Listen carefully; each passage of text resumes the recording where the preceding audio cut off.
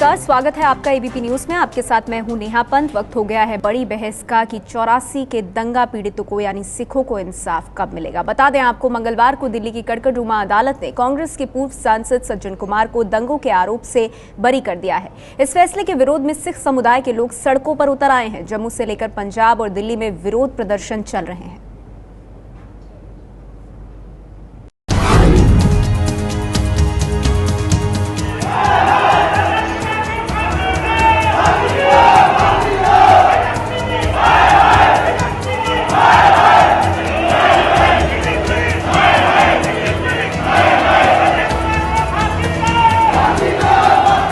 ये तस्वीरें सिख समुदाय के गुस्से की हैं।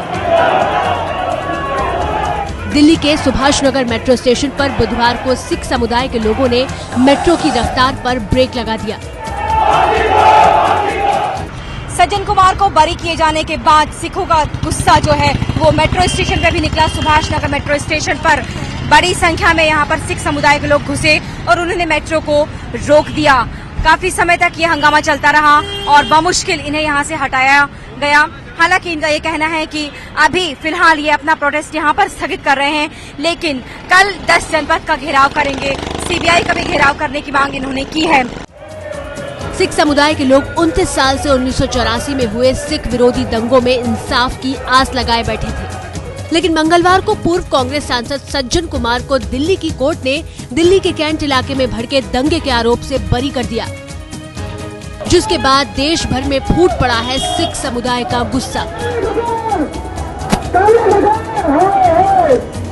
दिल्ली के तिलक नगर थाने के बाहर भी सिख समुदाय के लोगों ने जबरदस्त प्रदर्शन किया।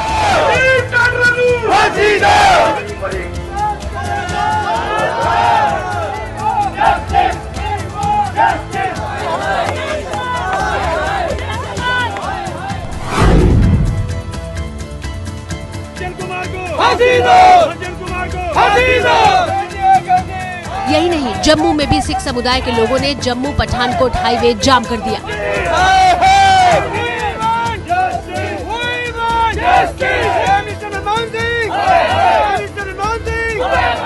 3000 लोगों को मारने वाला जो लीड कर रहा था सज्जन कुमार और जगदीश टाइटलर, सज्जन कुमार के खिलाफ केस चल रहा है और गवर्नमेंट के प्रेशर के कारण, सरकारी नेता होने के कारण उसको छोड़ दिया जाता है। ये बहुत ही दुख की बात है हिंदुस्तान गवर्नमेंट के लिए। हम ये मांग करते हैं कि 3000 लोगों को मारा गया, एक भी आदमी को फांसी की सजा नहीं हुई, इसलिए हम जस्टिस चाहते हैं। सिख हिंदुस्तान में जस्टिस चाहता है।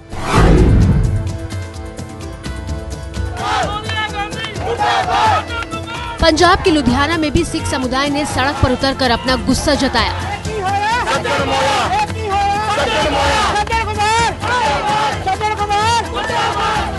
31 अक्टूबर 1984 को इंदिरा गांधी की हत्या के बाद भड़के दंगों में सिख समुदाय के करीब 3000 लोग मारे गए थे।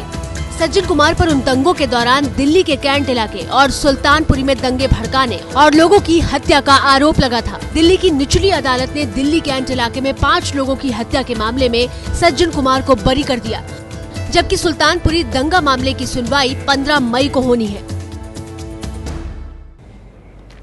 चर्चा इसी बात पर करेंगे कि आखिर सिखों को इंसाफ कौन दिलाएगा। आज अलग अलग जगहों पर सिख समुदाय की तरफ से लगातार विरोध प्रदर्शन हुए। हमारे साथ आज की इस चर्चा में सभी खास मेहमान मौजूद हैं। हमारे साथ मौजूद हैं शिरोमणि अकाली दल के नेता नरेश गुजराल साहब, साथ ही इस चर्चा में जुड़ गए हैं सज्जन कुमार के वकील अनिल शर्मा जी। हमारे साथ मौजूद हैं 84 दंगों के वकील एच.एस. फुल्का साहब, साथ ही ऑल इंडिया वुमेन कांग्रेस की राष्ट्रीय सचिव ओनिका मेहरोत्रा जी हमारे साथ मौजूद हैं और बीजेपी के नेता विजेंद्र गुप्ता जी भी इस चर्चा में हमारे साथ जुड़ गए हैं। साथ ही मेरे वरिष्ठ सहयोगी विजय विद्रोही भी इस चर्चा में हमारे साथ बने रहेंगे। आप सबका स्वागत है।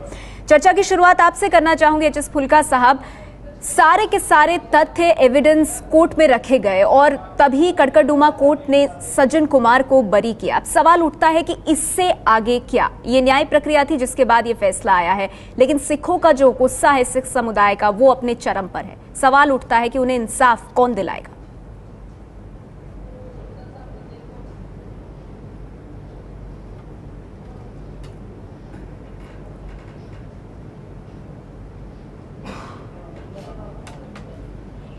जी फुल्का साहब, आप हमें सुन पा रहे हैं? ये कट रही है, आवाज कट रही है। फुल्का साहब, आप सुन पा रहे हैं मुझे? हम फिर से फुल्का साहब हाँ, अब आवाज आ रही है आपकी। जी सर, आपसे मेरा सवाल यही था कि कोर्ट का फैसला आया, ये न्याय प्रक्रिया का फैसला था जिसके तहत सज्जन कुमार को बरी किया गया, लेकिन हमने देखा कि सिख समुदाय इससे खुश नहीं है। ऐसे में बड़ा सवाल उठ रहा है कि फिर सिखों को इंसाफ कौन दिलाएगा? देखो, सबसे बड़ी बात इस कोर्ट के फैसले पे तो बात करेंगे, ये भी मैं बताऊंगा ये कोर्ट का फैसला बिल्कुल गलत है, मगर ये जो ज़्यादा गुस्सा लोगों में है और जिस तरह से लगातार सज्जन कुमार को बचाया जा रहा है वो उसकी वजह से ये गुस्सा है। ये देखिए, मेरे पास हाथ में एक चार्जशीट है जो 1992 में, वो चार्जशीट को ये 8 अप्रैल 1992 में 4 सिखों के कत्ल के लिए चार्जशीट तैयार कर दी गई। ये इंस्पेक्टर के दस्तखत हैं उसके ऊपर और ये एसीपी के दस्तखत हैं। आज तक वो चार्जशीट कोर्ट में फाइल नहीं की। उसमें सज्जन कुमार मुलजिम है और ये चार्जशीट कह रही है सज्जन कुमार के खिलाफ सबूत काबिले चलान गुजर चुके हैं और 302 मर्डर केस कीजिए है। आज तक वो चार्जशीट कोर्ट में फाइल नहीं हुई है। ये जो पुलिस अफसर जिसने इस चार्जशीट को दबा के रखा है उसको प्रमोशन देके, उसको डीसीपी बना के, उसको प्राइम मिनिस्टर के ऑफिस में इन्होंने पोस्ट किया हुआ है। यहां तक ये सरकार का और दिल्ली पुलिस का ये जो घपलेबाजी चल रही है इसको पूरी तरह बचाने में। दूसरी बात, जो ये भी केस है जिसमें कल सज्जन कुमार छुटा है दिल्ली कैंट का, उसमें सीबीआई की इन्वेस्टिगेशन ये कह रही है जगदीश कौर ने एक बयान दिया था 3 नवंबर 1984 को। वो बयान जगदीश कौर का पुलिस ने रिकॉर्ड में से गायब कर दिया। नानावती कमीशन में जब 2001 में जगदीश कौर पेश हुई तब दिल्ली पुलिस के जो वकील था उसने इस 3 नवंबर 1984 के बयान के बेस पे जगदीश कौर से सवाल पूछे। इसका मतलब तब तक ये बयान दिल्ली पुलिस की फाइलों में था, मगर जब ये रिकॉर्ड सीबीआई को ट्रांसफर हुआ तो ये रिकॉर्ड वहां से गायब हो गया। तीसरी बात, ये जो दिल्ली पुलिस के 6 अफसर सज्जन कुमार के हक में गवाही देने के लिए आए, बात कर रहे हो। चौथी बात, जगदीश कौर ने ये क्या जो कहा है, जब सीबीआई को जगदीश कौर ने कहा 3 तारीख को मेरी रिपोर्ट लिखी नहीं गई, अगर उसकी रिपोर्ट लिखी नहीं गई तो गायब कहाँ से हो गई? ऐसी बातें क्यों कर रहा है? वो बात करो जो कौर ने कहा है 3 तारीख को मैंने रिपोर्ट दी। कोर्ट में ये नहीं कहा, जगदीश कौर ने कहा है मैंने 3 तारीख को रिपोर्ट दी, आप कह रहे हो ये कहा है। तो और मगर मैं आपको ये बात बता दूं, यहां तक ये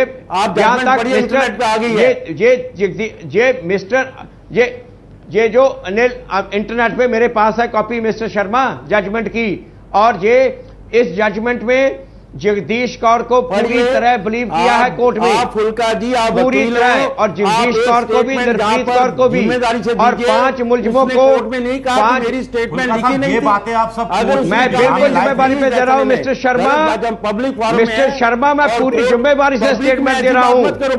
एक बार में एक बोले तो बिल्कुल पब्लिक फोरम में है, बिल्कुल पब्लिक फोरम में मैं पूरी जिम्मेदारी से स्टेटमेंट दे रहा हूं। ये बताइए, उसने कहा और ये मिस्टर के सामने कि और ये आज मेरी स्टेटमेंट नहीं लिखी।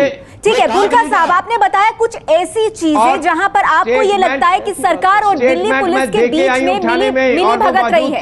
ठीक है फुल्का साहब, हमारे साथ अनिल शर्मा जी मौजूद है। अनिल शर्मा जी, जो वो बोल रहे हैं 1992 की एक चार्जशीट का हवाला दिया फुल्का साहब ने। अनिल शर्मा जी, 1992 की एक चार्जशीट का हवाला दिया और कहा कि उसमें सज्जन कुमार अक्यूज थे और वो चार्जशीट नहीं कभी सामने आई। एक सवाल उनका ये, आपने हमें ये दिया है कि आपने जो हमें टॉपिक दिया है वो कहा है इसका हल क्या है, इनको न्याय कैसे मिलेगा, इसके ऊपर तो फुल्का साहब बोल नहीं रहे। बात बड़ी सिंपल है कि अगर सिखों के साथ जांचती हुई मैं वही कह रहा हूं, कैसे मिलेगा? ये जो 21 साल से पुलिस की फाइल में पड़ी है। दूसरा फुल्का जी, मुझे क्या लेने दो।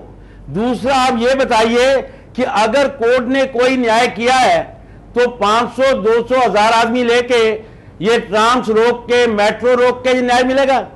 न्याय बताओ। एज ए वकील, आप रिस्पॉन्सिबल वकील हैं, सीनियर एडवोकेट हैं, क्या एक जज के न्याय के खिलाफ ये कंटेम्प्ट ऑफ कोर्ट नहीं कर रहे आप? जब आप हाई कोर्ट जा सकते हो, सुप्रीम कोर्ट जा सकते हो, क्यों नहीं रोकते एज ए रिस्पॉन्सिबल वकील, as a officer of the court? आपको खड़े होना चाहिए कि प्रदर्शन मत करो, मैं तुम्हारा वकील हूं, मुझे पूरी नॉलेज है, मैं तुम्हारे केस लड़ रहा हूं, जज के केस में ये गलतियां हैं, मैं तुम्हें न्याय दिलाऊंगा। ये क्या समाज भी नहीं है? कल तो कोर्ट कोई न्याय कर ही नहीं सकता, ध्वंस से होगा हल। ठीक है अनिल शर्मा जी, ठीक है आपने अपनी बात कही। शर्मा, मैं तो जो मैं आऊंगी आपके पास, मेरी रिस्पॉन्सिबिलिटी नहीं है। ये 3000 लोगों के कत्ल का मामला है, ये 400। अनिल शर्मा जी आप दोनों शांत हो जाइए, आप दोनों ने अपनी बात कह दी, ठीक है। आप अनिल शर्मा जी आपने कुछ अहम सवाल उठाए। हमारे साथ शिरोमणि अकाली दल के नेता नरेश गुजराल जी भी मौजूद हैं, सिख समुदाय से आते हैं, उनसे पूछ लेते हैं। नरेश गुजराल जी, आपको क्या लगता है? अनिल शर्मा जी का कहना कि तो कोर्ट का फैसला आ गया, कोर्ट के सामने वो तमाम तथ्य रखे गए हैं जिनका जिक्र फुल्का साहब कर रहे हैं, उसके बाद अगर कोर्ट ने सज्जन कुमार को बरी किया तो आज जिस तरह से जगह जगह पर सिखों ने प्रदर्शन किया है, क्या उसको जायज ठहराया जाए? देखिए, प्रदर्शन जायज है इसलिए कि 29 साल से उन्हें न्याय नहीं मिला। एक पूरी कम्युनिटी हर्ट है कि उनकी पूरी कोशिशों के बावजूद कोई न्याय नहीं मिला। जो कत्लेआम हुआ 84 में, वो स्टेट स्पॉन्सर्ड टेररिज्म था, उसमें कांग्रेस पार्टी का हाथ पूरी तरह से था। 3 दिन 3 रात कत्लेआम चलता रहा, आर्मी को नहीं बुलाया गया। लेकिन आज सवाल यह है कि न्याय कैसे मिलेगा। अभी सज्जन कुमार जी के वकील साहब को मैं सुन रहा था, तो उन्होंने कहा कि बात जो आज का सब्जेक्ट है कि न्याय कैसे मिलेगा सिख कम्युनिटी को। मैं उनसे सहमत हूं, लेकिन मेरा मानना यह है कि जितनी देर दिल्ली पुलिस या सीबीआई सेंट्रल गवर्नमेंट को रिपोर्ट कर रही है, तब तक सिखों को न्याय नहीं मिलेगा।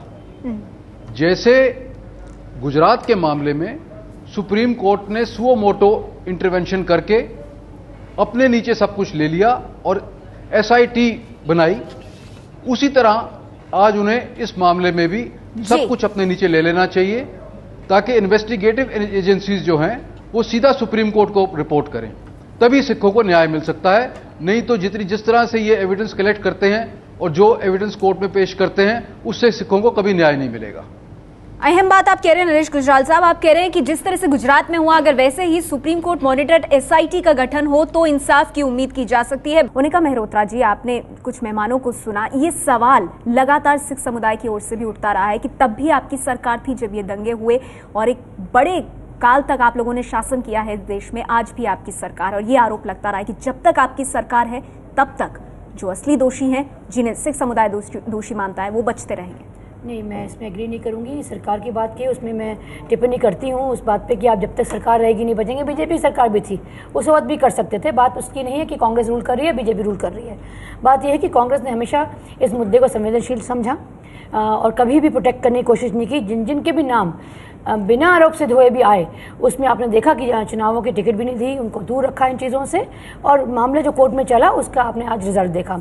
रहा सवाल कि वो संतुष्ट नहीं है और इस तरह से आंदोलन कर रहे हैं, आंदोलन करने का हक है, लेकिन आप देखिए पब्लिक प्रॉपर्टी को खराब करना, रेलवे लाइन को डिस्टर्ब करना, इससे न्याय नहीं मिलता। मैं सहमत उस बात के लिए कि कोर्ट है। लेकिन मैं आपसे एक सवाल पूछना चाह रहा हूँ। आपके प्रधानमंत्री इन सिख दंगों के लिए माफी भी मांगते हैं, सोनिया गांधी भी जाती हैं मत्था टेकने वहां पर स्वर्ण मंदिर, तो आप पर आरोप भी लगते हैं, कांग्रेस भी चाहती है कि उस पे आरोपों पर के वो दाग हटें, तो क्यों नहीं आपकी सरकार सुप्रीम कोर्ट से ये आग्रह करती कि चूंकि सिख जो दंगों से पीड़ित लोग हैं उनका आप पर से विश्वास उठ गया है, तो क्यों नहीं सुप्रीम कोर्ट अपनी तरफ से एक एसआईटी का गठन करे? ऐसी मांग आप लोग क्यों नहीं करते? देखिए, ये पहली प्रक्रिया है, लोएस्ट कोर्ट से हुआ है, एक अपील आगे जाएगी, उसके बाद देखते हैं कि क्या अभी आपने खुद नहीं। लेकिन मोनिका मेहरोत्रा जी, 29 साल इस अगर केस जांच को हो गए हैं, इसी तरह से आगे बढ़ता जा रहा है मामला, और आप देख रही हैं कितना ज्यादा विरोध है। देखिए, अभी देश के हिल्म पर एक सिख प्रधानमंत्री बैठे हुए हैं, अगर अब नहीं होगा तो कब होगा? देखिए, ये आप मानना बिल्कुल गलत है कि क्यों के लिए सिख प्रधानमंत्री से जल्दी हो, ये माफी मांगते हैं। बात नहीं, अगर वो माफी मांग समुदाय के साथ शायद सही इंसाफ ये होगा कि जल्द से जल्द प्रक्रिया आगे बढ़े। माफी मांगी भी है और समुदाय हर बराबर है, चाहे वो किसी मजहब में नहीं। जी मैं इस मामले में नहीं चाहूंगी ये बोलना इस बात को, इसलिए मैं कह रही हूँ कि ये मत सोचिए कि सिख प्रधानमंत्री जल्दी होगा। प्रधानमंत्री कोई भी हो, किसी समुदाय से हो, हमेशा कांग्रेस ने संवेदनशील रही है और रहेगी, चाहे कोई भी जाति हो, कोई भी वर्ग हो। तो आप मानती हैं कि एसआईटी को दे देना चाहिए मामला? तो वक्त आगे देखिए, अगर प्रक्रिया में एलिगेशन लगेंगे, ठीक से नहीं अगर जजमेंटल आएगा तो प्रोसेस हो भी सकता है, लेकिन अभी इट्स टू अर्ली। हो सकता है जो आप एलिगेशन के वकील लगा रहे हैं उसमें कोई बात हो तो आगे हाई कोर्ट में अपील करेंगे। ये तो एक प्रोसेस है, उस प्रोसेस को यहाँ तक ये प्रोसेस पहुंचा है तो मुझे उम्मीद है कि हाई कोर्ट। तो आप कह रहे हैं कि एसआईटी तक जाने की अभी जरूरत नहीं है, हाई कोर्ट और सुप्रीम कोर्ट वाला जो प्रोसेस है उसको अपनाना चाहिए। विजेंद्र गुप्ता जी, नहीं ऐसी बात नहीं है, उम्मीद नहीं। आखिर कितना इंतजार और होगा? मेरा कहना है कि और एक मिनट मैं अपनी बात पूरी कर दूं। जुडिशियल सिस्टम तो यही रहेगा। मैं अपनी पूरी बात कर दूं। शर्मा जी मैं अपनी बात पूरी कर दूं, आप अपने बारे में बोलिए। जब आप अनिल शर्मा जी ठीक है, मैं आऊंगी आपके पास, आपका भी मत जानेंगे इस पर। प्रश्न ये है कि 29 साल हो गए नेहा, और कितना इंतजार करेंगे? क्या न्याय पाने वाले इससे और ज्यादा वो कितना पेशेंस रख सकते हैं? ये आपके सामने है सारी स्थिति। और जो भी फुल्का साहब ने बोली, बहुत ही इंपॉर्टेंट बात बोली है। 1992 में जब चार्जशीट तैयार हो गई थी, वो आज तक टेबल क्यों नहीं हुई? वो आज तक कोर्ट के सामने क्यों नहीं गई? पहले दिन से सवाल ये है कि 1984 में जब ये घटना हुई और 3 दिन बाद मिलिट्री को दिल्ली सौंपी गई, क्यों? 3 दिन तक निरंकुश लोग यहाँ पर, लोगों ने एक समुदाय के 3000 लोगों को सिर्फ मारा नहीं, उनके घरों में आग लगाई, उनकी दुकानों में आग लगाई, उनका सामान लूटा, उनकी फैक्ट्रियां लूटी, पूरा विध्वंस था, पूरा विध्वंस। सुनिए, मैंने कांग्रेस बीजेपी नहीं, मैं कुछ बोल रहा, पूरा विध्वंस होता रहा। प्रशासन क्यों सोया रहा? क्यों सरकार समय पर नहीं चेती? अगर सरकार समय पर एक्शन लेती तो दंगाइयों पर काबू पाया जा सकता था। मरने वाले में भी आपने निश्चित रूप से इस प्रकार के हालात, वो ये दंगे नहीं है, वो दंगे थे, वो दंगे थे। ये एक समुदाय के लोगों को ही मारा गया, यानी कि ये राइट्स नहीं है, ये दंगे नहीं है, ये एक ही समुदाय के लोगों को टारगेट करके मारा गया। और जब एक ही समुदाय के लोगों को मारा जाता है तो बिना सरकार के सहयोग के ऐसा संभव नहीं है। नहीं, कोर्ट जो फैसला करेगा वो उसके पास जो सबूत होंगे उसके आधार पर सवाल करेगा। कोर्ट अगर पुलिस की कार्रवाई में गड़बड़ी है, केस ही कमजोर करके, यही बात है। कोर्ट के सामने अगर केस कमजोर हो फिर क्या होगा, उस पर भी हम आगे चर्चा करेंगे, लेकिन पहले इरफान साहब का ये कार्टून देख लेते हैं। 84 का दंगा मामला और सज्जन कुमार पर अब तक कोई आंच नहीं आई है, दाग उनके धुल गए हैं। कड़कड़डूमा कम से कम कोर्ट ने तो उन्हें बरी कर दिया है। फुल्का साहब, आपसे जानना चाहूंगी, एक सुझाव आया गुजराल साहब की तरफ से कि एसआईटी का गठन होना चाहिए सुप्रीम कोर्ट की निगरानी में, क्या उससे इंसाफ मिलने की उम्मीद जगेगी? देखिए, उससे पहले मैं एक जवाब दे दूं। जो मिस्टर अनिल शर्मा ने, जब मैं पहले कह रहा था, उसने कहा था कि मैं गलत बोल रहा हूं। पेज नंबर 45 जजमेंट में बड़ा क्लियरली लिखा है कि जगदीश कौर ने 3 नवंबर को स्टेटमेंट दी, जो कि बाद में रिकॉर्ड से रिमूव हुई। पहली बात। अब दूसरी बात, एसआईटी की जो बात है वो सजा है, बहुत अच्छी बात है, ये बिल्कुल होना चाहिए। आखिरकार 3000 लोग ऑफिशियल फिगर के मुताबिक मरे हैं, ओपनली मरे हैं। किसने मारे हैं? कोई ऊपर से भूत प्रेत तो आए नहीं उनको मारने के लिए। तो इसलिए ये एसआईटी होनी चाहिए जो सारे केसों को एग्जामिन करे। मगर उससे पहले ये जो मैंने दिखाई, ये 92 से जो चार्जशीट सज्जन कुमार के खिलाफ अभी तक पुलिस फाइलों में पड़ी है, ये फाइल क्यों नहीं हो रही? ये चार्जशीट कल को ही जाके कोर्ट में फाइल हो सकती है और सज्जन कुमार इसमें मुलजिम है और सज्जन कुमार इसके बेस पे गिरफ्तार होना चाहिए। ये पुलिस क्यों नहीं कर रही? गवर्नमेंट ये क्यों नहीं कर रही? इस बात का जवाब मांगो जेल से। जी अनिल शर्मा जी, इसका जवाब देना चाहेंगे आप? वो लगातार उस 1992 की चार्जशीट को कोट कर रहे हैं और कह रहे हैं कि उसमें सज्जन कुमार मुख्य आरोपी के तौर पर थे। अभी तक वो चार्जशीट फाइल नहीं है। 92 की चार्जशीट, ये गुरचरण सिंह वाली बात कर रहे हैं। मैं बता रहा हूं, ये गुरचरण सिंह की बात कर रहे हैं। उसके अंदर गुरचरण सिंह, प्रकाश कौर, ये 4 भाई और एक बहन ने जो रिपोर्ट की थी, वही केस की बात कर रहे हो या कोई दूसरे केस की बात कर रहे हो? फुल्का साहब, बिल्कुल वही केस की बात है। एक शब्द आना बताओ, मैं बताऊं कहां पर इसको साइंड गुरचरण वाली बात है ना, जिसके आपने 311 की एप्लीकेशन लगाई थी। ऐसा है मैडम, इसके अंदर अब बिल्कुल क्या हुआ था कि गुरचरण सिंह कंप्लेनेंट था, उसने कंप्लेंट की, उसके भाई ने अलग कंप्लेंट कर दी, भाभी ने अलग कंप्लेंट कर दी, तो अलग अलग एफआईआर कट गई। और बाद में उन्होंने क्या किया कि जब मर्डर लगा है, आप जितने मर्डर करोगे उतनी कंप्लेंट होगी। दोनों बहनों के ये 4 कत्ल, फुल्का जी चुप रहिए, कैसे बाद में कहना। ये 4 कत्ल जी ने 311 की एप्लीकेशन लगाई, 4 कत्ल जो है एक है, चार्जशीट में लिखा है कि सारे 311 का वो एफआईआर नंबर 418 है। गुरचरण सिंह ने स्टेटमेंट दे दी और कहा सज्जन कुमार नहीं था। 67 है। बाद में फुल्का जी ने 4 लगाई कि हार्ट पेशेंट था, इसमें जो 4 कत्ल सही स्टेटमेंट नहीं दे सका, इनकी एप्लीकेशन डिसमिस हो गई। उस समय जितने केस थे एफआईआर काटते रहे, बाद में जो एरिया वाइज उस समय सिस्टम ये था। तो ये जो एफआईआर बनी, 4 सिखों का कत्ल का केस है 386 में, जिसकी नहीं, आप दोनों साथ में बोल रहे हैं, कुछ समझ नहीं आ रहा। नहीं, ठीक है, 386 बड़े 84 में आ गई। तो ये वो केस है जो केस अभी भी कोर्ट में पेंडिंग है, गवाह भुगत चुके हैं। सज्जन कुमार को बरी किया था कड़कड़डूमा कोर्ट ने। मेरे सहयोगी विजय विद्रोही हमारे साथ मौजूद हैं और उनके पास कोर्ट का जो फैसला था उसकी डिटेल कॉपी है। विजय, बताइए कि क्या वो प्रमुख बातें रही जिसको आधार बनाते हुए कोर्ट ने सज्जन कुमार को बरी किया? देखिए, अभी जल्दबाजी में पूरी बातें तो बताई नहीं जा सकती। ये करीब 130 पेज का फैसला जो अभी हमारे पास आया है, लेकिन इसमें कुल मिलाकर ये कहा गया है कि नानावती कमीशन के सामने जो जगदीश कौर आई थी, और जगदीश कौर ने जो कहा था कि सज्जन कुमार वहाँ पर मौजूद थे और उन्होंने भीड़ को उकसाया था, उसको कहीं ना कहीं कोर्ट ने अपनी तरीके से सही माना। लेकिन साथ ही साथ ये भी कहा कि जो दूसरे पक्ष की तरफ से कहा गया, जिसमें कि 2 नवंबर 1984 को राजनगर, पालम कॉलोनी और आसपास के एरियाओं की जो एफआईआर एक साथ क्लब कर दी गई थी, उसमें सज्जन कुमार का नाम कहीं से भी शामिल नहीं था। ऐसे में अदालत ने अपने दृष्टिकोण से सज्जन कुमार को बेनिफिट ऑफ द डाउट दिया है। ये अपनी तरफ से अदालत ने अपनी तरफ से कहने की इसमें कोशिश की है। इस फैसले में ये कहा गया है। अभी हम मोटे तौर पर यही, क्योंकि जगदीश कौर वाला मामला आ रहा था, तो हम ये क्या बता सकते हैं।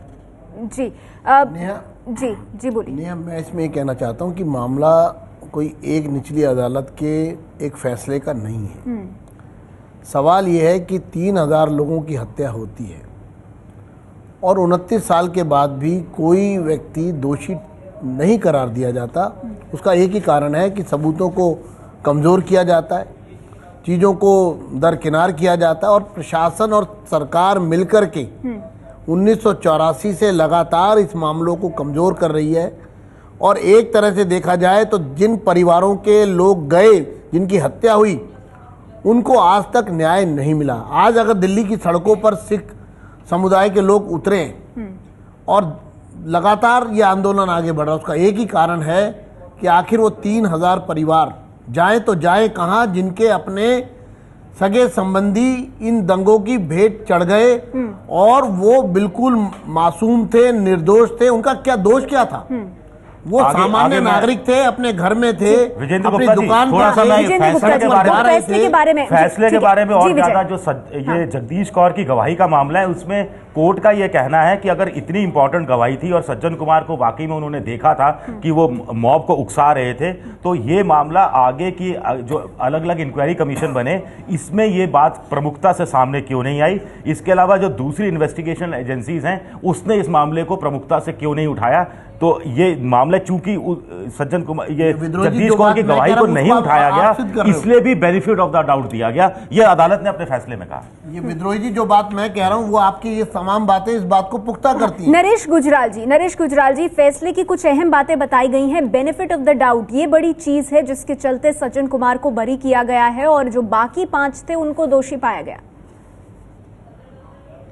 देखिए, मेरा मानना है कि जब तक सेंट्रल गवर्नमेंट और स्टेट गवर्नमेंट कांग्रेस की रहेगी, तब तक इन्वेस्टिगेशन एजेंसीज जो हैं वो ठीक तरह किसी केस को भी इन्वेस्टिगेट नहीं करेंगी और कमजोर एविडेंस पेश की जाएगी कोर्ट्स के सामने। तब तक सिख समुदाय को किसी तरह का न्याय नहीं मिलने वाला। लेकिन नरेश गुजराल जी, सीबीआई ने अपने कंक्लूडिंग रिमार्क्स में, सीबीआई इस केस की जांच करती है और सीबीआई ने कंक्लूडिंग रिमार्क्स में ये बात मानी है कि दंगों के दौरान सज्जन कुमार और जो दिल्ली पुलिस है उनके बीच षड्यंत्र की बात पता लगती है, टेरिफाइंग प्रोपोर्शंस की बात उसमें कही गई है सीबीआई के कंक्लूडिंग रिमार्क्स में। तो ऐसा नहीं है कि ये बातें कोर्ट में रखी नहीं गई। सीबीआई के ऊपर कितना दबाव सरकार का रहता है वो कल सुप्रीम कोर्ट ने जो कोल के मामले में साफ जाहिर कर दिया है।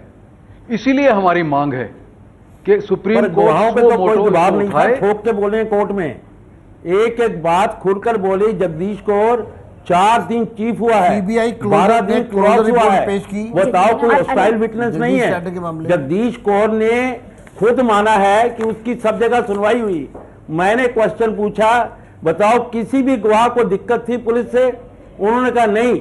और पुलिस ने जब इन्होंने स्टेटमेंट में उसका नाम ही लिया सज्जन कुमार का, और उसके बाद अब्रप्टली 16 साल के बाद नाम लेते हैं, तो केस तो पहले क्लियर हो जाता है।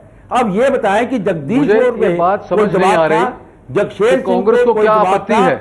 निर्प्रीत अगर सुओ मोटो सुप्रीम कोर्ट इस बात को उठाती है। ठीक है, अनिल शर्मा जी, आपसे एक सवाल पूछ रहे हैं नरेश गुजराल साहब कि अगर एसआईटी बन जाए तो क्या परेशानी है? सुप्रीम कोर्ट मॉनिटर्ड एसआईटी बन जाए तो क्या परेशानी? मेरा कहना है कि मैं गुजराल साहब की बात पे फूल चढ़ाने को तैयार हूं। गुजराल साहब बताएं कि एसआईटी बनने के बाद क्या जुडिशियल सिस्टम खत्म हो जाएगा? क्या ट्रायल का सिस्टम चेंज हो जाएगा? जुडिशियल सिस्टम खत्म नहीं होगा। ठीक तरह से इन्वेस्टिगेशन होगी तो उसे सेशन कोर्ट में ठीक तरह से जो चीजें कोर्ट के सामने लाई जानी चाहिए वो एविडेंस पेश की जाएगी, भेजेगी। आप ये बताइए, ये जजमेंट एक जज का है, ये जजमेंट इन्वेस्टिगेटिंग एजेंसी का नहीं है। इसके अंदर इस केस पे डे टू डे हियरिंग के अंदर अपनी जजमेंट देता है जो एविडेंस उसके सामने पेश की जाती है। 18 गवाह ड्रॉप किए, 17 गवाह ने गवाही दी। आप नहीं, यही जजेस तो यही होंगे ना। यहाँ जब कहो जज दूसरे लाओगे, अगर जजेस विदेश से लाने हैं तो एसआईटी समझ आती है। आज तक एसआईटी क्यों नहीं बोल रहे? आप एसआईटी करो, अगर कोई इंसिडेंट होता है 29 साल को अगर आप एसआईटी में लेते हो कोई विश्वास नहीं है सीबीआई में, हमारा कोई विश्वास नहीं है। सेंट्रल गवर्नमेंट में ये जो 2002 में नाम जो कत्लेआम करवाया कांग्रेस पार्टी ने करवाया, मैं इल्जाम लगाता हूं। अगर कांग्रेस फेयर होती तो 25 साल पहले एसआईटी बनाती। क्या आप सोच रहे हो कि जजेस के ऊपर एग्जीक्यूटिव हावी है? अरे पाकिस्तान में नहीं सुन रहे जुडिशरी।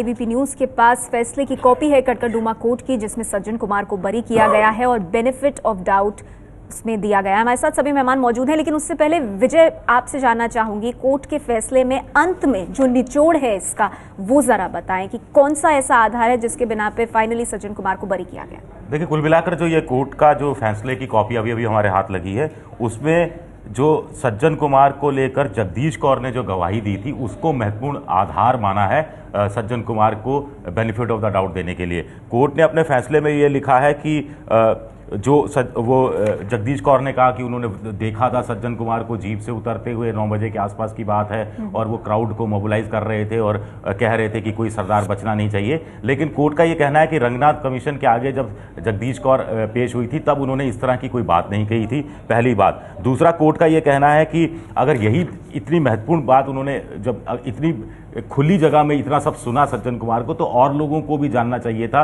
इन्वेस्टिगेशन एजेंसीज के सामने भी ये बात आनी चाहिए थी।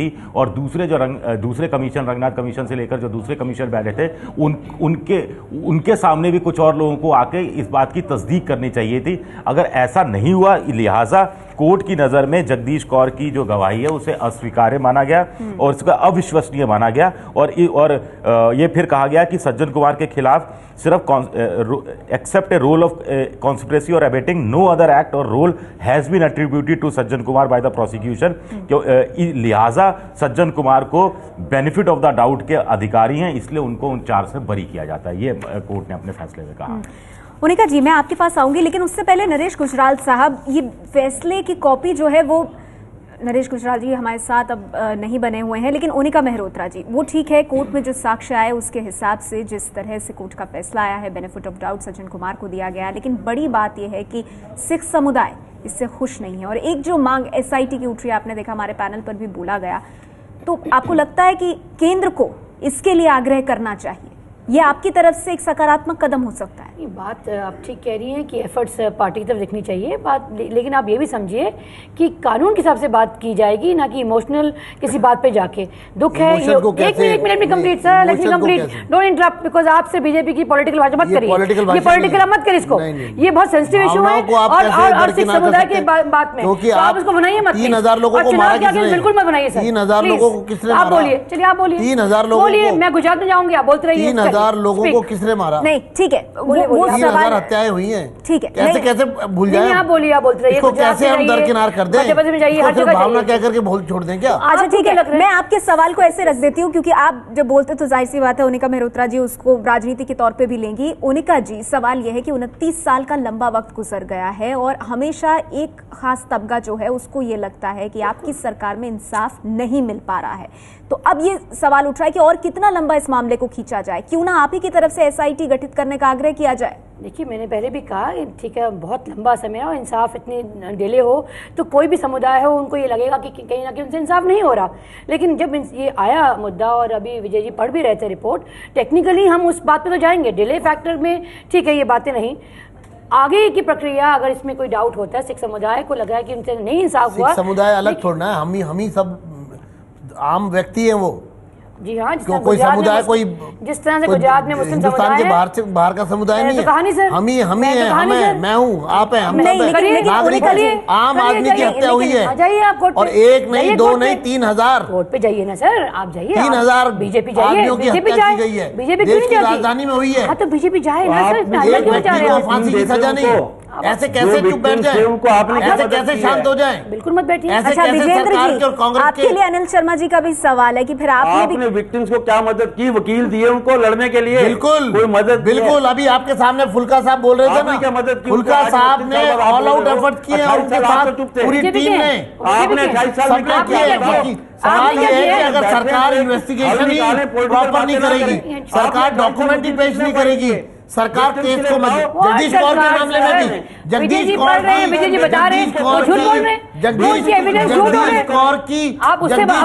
स्टेटमेंट फाइल से गायब किया गया, 1992 की चार्जशीट क्यों दबाई गई? नहीं वो ठीक है, 84 लेकिन विजेंद्र जी क्यों नहीं भेजी गई? और उसके बाद उसी समय शासन ने दंगाइयों को क्यों नहीं रोका, हत्याओं को क्यों नहीं रोका? वो पुरानी बात है विजेंद्र जी, लेकिन जगदीश कौर जिनकी आप बात कर रहे हैं तो वो तो जजमेंट है ना कि वो जगदीश कौर जो है उनकी गवाही को नहीं माना गया।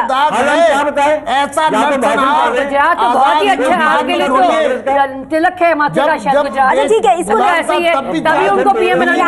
राजनीति की तरफ हम जा रहे हैं विजेंद्र जी, ठीक है, नहीं राजनीति की तरफ लेके जाएंगे सर, बहुत कम वक्त मेरे पास है। ठीक है ठीक है, ये सबको पता है, ये सबको पता है सर, राजनीति इस पर ज्यादा ना करें। अनिल शर्मा जी, मैं आऊंगी विजेंद्र जी आपके पास। टेक्निकल नहीं करेंगे तो कैसे करेंगे? ठीक है विजेंद्र जी, आप शांत हो जाइए। सर मुझे सवाल पूछने दीजिए अनिल शर्मा जी से। अनिल शर्मा जी, मेरा सवाल आपसे सर, ठीक है, कड़कड़डूमा कोर्ट ने बरी कर दिया सज्जन कुमार को, लेकिन बड़ा सवाल अभी यही उठ रहा है कि क्योंकि जिस कम्युनिटी के साथ ये दंगे हुए 84 में, वो समुदाय इस फैसले से खुश नहीं है और एसआईटी की मांग हो रही है। इसके पीछे बड़ा कारण ये दिया जा रहा है कि फिर अगर सरकार का कोई इंटरफेरेंस रहा हो, अगर पुलिस की तरफ से किसी तरह की मिली भगत रही हो, वो सब दूर हो जाएगा अगर सुप्रीम कोर्ट की निगरानी में एसआईटी से जांच होगी। नहीं, एक बड़ा सवाल तो ये उठता है कि गुजरात दंगों में 100 मोटो सुप्रीम कोर्ट ने लिया था, इस केस में सुप्रीम कोर्ट भी पहल क्यों नहीं बनाते हैं तो 10 साल के लिए और प्रोपेगेंडा हो जाएगा। बात बड़ी सिंपल है कि या तो मुझे कोई नहीं समझा सक रहा कि एसआईटी बनाने से नया जुडिशियल सिस्टम क्या आएगा।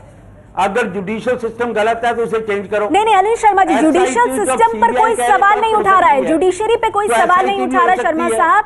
कहा ये जा रहा है, जो गुजराल साहब भी कह रहे थे कि उनको ये लगता है कि इंटरफेरेंस रहा है सरकार का और पुलिस का किसी तरह। इनका ग्रीवेंसेस सीबीआई के खिलाफ नहीं है। नहीं, मेरा कहना इनका खिलाफ पुलिस के है ही नहीं, ना जो सीबीआई के खिलाफ हैं।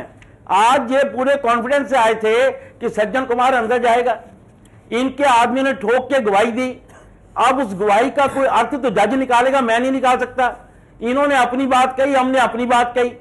अब लड़ाई तो इनकी जुडिशियल सिस्टम पे है। ना सीबीआई के साथ है ना पुलिस के साथ है। हमारी सीबीआई अगर जज ने गलत जजमेंट की तो के साथ भी है, हमारी कांग्रेस पार्टी के साथ भी लड़ाई है। गलत है, सबूतों को कमजोर के 29 साल बाद गुप्ता जी बात सबूत कमजोर होंगे ही होंगे। मैडम जो है ये बात 29 साल बाद आप मामले की बात होनी चाहिए, न्याय को रफा दफा करने की कोशिश सरकार करेगी। कौन देगा?